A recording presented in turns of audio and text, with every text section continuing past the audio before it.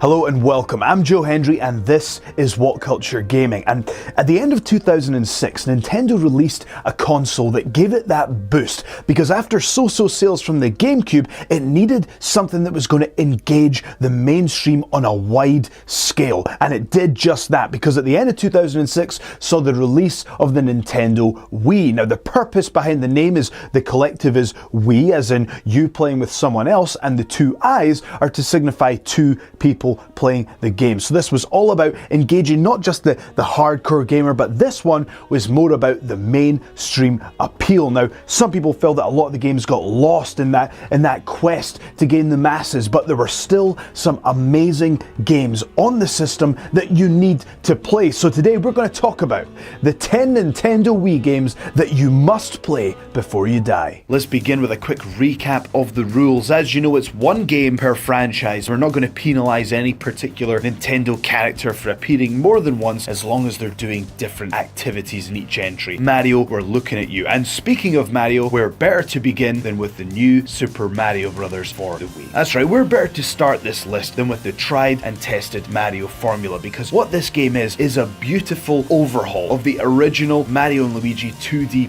platforming goodness. This takes it right back to its roots, and it's even got some of the original sounds that are still retained in the game to give you that nostalgic feel. There are new power-ups. You can play with up to 4 people, which makes multiplayer just outrageously fun, crashing through the levels. And whilst this isn't the best 2D platformer that Mario's ever had, it's a great look at the past and the perfect way to bring it back to the future. It manages to be both accessible and challenging in all the right places, and it's a damn solid outing for the plumber and his brother. In at number 9 is Wii Sports Resort. Now we know the original Wii Sports is credited with bringing gaming back to the living room and getting the whole family involved, and it really changed the way that families perceived console gaming. But this game is the one that we feel will give the nod to in this list, because Wii Sports Resort massively improved on the controls from the original, and not only that, you got a whole host of new games. Sure, this isn't going to attract high-level gaming for decades to come, but we've got it in the list because it's one of those games that really helped to define the system and everything that it was about. Another game which did that was our number 8, which is Mario Kart Wii. Mario Kart has been loved for decades, but this was really the first one that the whole family could play. And not only that, there's a whole host of new stunts, new vehicles, and some interesting levels which really play up to the new features. It is fair to say that previous Mario Karts were a little higher up the list on the respective top 10 lists, and that's perhaps because they've gone once again for the mainstream appeal, which is perhaps telling of what the Wii was supposed to be overall, an attempt to grab mainstream attention. But our number 7 is perhaps a little bit more about the nostalgia and the gameplay and a little bit less about the mainstream appeal. And our number 7 is Donkey Kong Returns. Donkey Kong Returns was developed by Retro Studios, and it's the same team that updated the Metroid series by bringing us the Metroid Prime trilogy, which they did with great success. And to no surprise, they've done a fantastic job of capturing the vibe of the original games and giving us that nostalgia that we want. But also what they've done is they've updated the gameplay and the challenge, and they've really managed to modernize this classic. It is unusual to see a Donkey Kong game ranking above a 2D Super Mario adventure, but the fact is we can't let Mario just rest on his legacy. This isn't just a remake. The care and attention has really gone in to make this a modern classic, and that's why it's our number 7. In at number 6, it's the Xenoblade Chronicles. And on a system that's really all about engaging the mainstream, this game stands out because it's a deep and well-crafted RPG that is perfect for those who are looking for a little more depth from their Nintendo Wii gaming. This game was released towards the end of the Wii's lifespan, and whilst it's true that it has been criticized for its graphics, if we can just put that to the side for 1 second, the artistic style itself is actually quite beautiful, and this game is truly massive. It's in a huge setting, and exploration is really rewarding. And not only that, it's an epic battle system that's a lot of fun, and at a time when RPGs were really lacking on console gaming, this game truly stands out. In at number 5, Rayman Origins. We know Nintendo is known for its brilliance in 2D adventures, and as great as Super Mario Bros. And Donkey Kong Returns are as games, we have to give the nod this time to Rayman Origins, and we really feel that it is the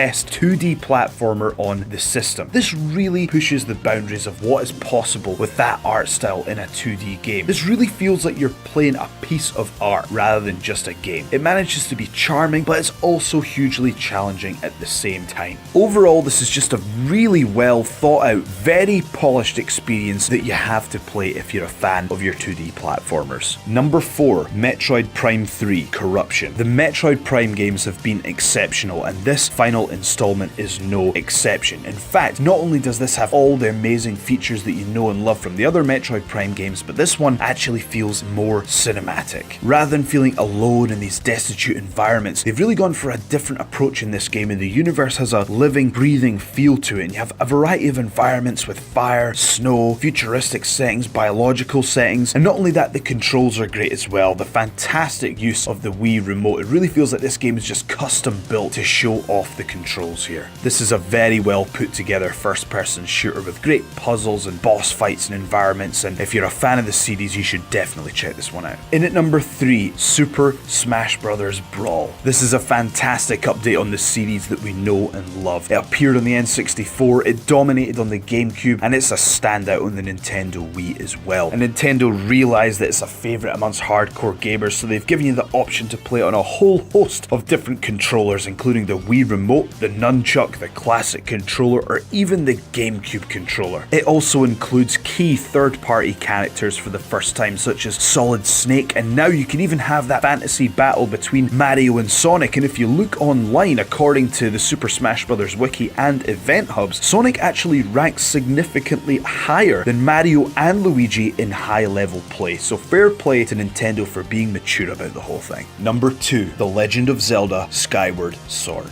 Any Zelda game has huge shoes to fill. This is a beloved series that is known for producing iconic games. And when hardcore fans of the series found out that Nintendo were going to be making use of the motion controls for the battle system, mass panic ensued. But this time Nintendo absolutely nailed it, because they managed to find that balance where they could open up the game to a whole new host of players and still have a system that satisfied the hardcore fans of the series. And the motion controls really added a sense of timing to the battle and also made you feel like you were actually there. The game's graphics are also a huge achievement, because some people really felt that Wind Waker was just a little too out there with its cel-shaded graphics, but what Nintendo have done is they've managed to find a great balance between that and the Twilight Princess to have graphics that are both charming and epic at the same time. It's more cinematic than previous outings, there's a bigger cast, and there's beautiful cutscenes as well. Nintendo have really nailed it with this origin story of the Zelda series, and when fans were initially terrified about the controls, they were blessed with this gem of a game. In at number 1,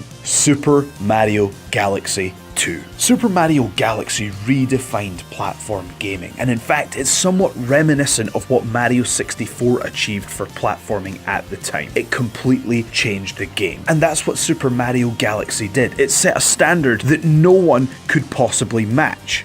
Well, except for the sequel. Super Mario Galaxy 2 was everything that a sequel should be. It was a celebration of everything that worked in the first installment, but with new environments and challenges, and it took the awe factor to a whole new level with new powers, new worlds. It's fun, it's challenging, and it is absolutely stunning. Super Mario Galaxy is just about as close to being the perfect platformer that you could possibly be, and it really is an outstanding achievement in gaming. We hope you've enjoyed this video. I'm Joe Hendry, and you can follow me at Joe S. Hendry on Twitter. And make sure you like, share, and subscribe. Thank you so much for watching, and we shall see you next time.